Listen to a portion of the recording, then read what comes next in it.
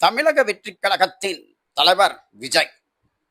அவர் வாரந்தோறும் சனிக்கிழமை 3 மாவட்டங்களில் சுற்றுப்பயணம்.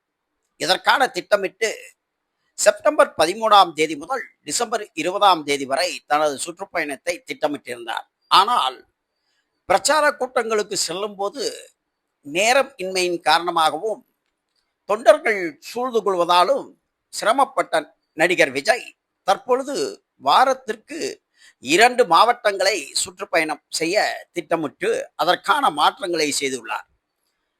செப்டம்பர் 13ஆம் தேதி முதல் டிசம்பர் 20ஆம் தேதி என்று இருப்பதை நீடித்து பிப்ரவரி 21ஆம் தேதி வரை அவர் தனது பிரச்சார திட்டத்தை மாற்றியுள்ளார். இதில் 2 ஞாயிற்றுக்கிழமைகள் அடங்கும். மொத்தம் 20 நாள் பிரச்சாரம். வருகின்ற 27ஆம் தேதி கரூரில், நாமக்கல்லில் பிரச்சாரம். இந்த சூழலில் நடிகர் விஜய் தனது பிரச்சார திட்டத்தை மாற்றியிருப்பது அவரது தொண்டர்களுக்கு பெரும் மகிழ்ச்சியை தந்துள்ளது.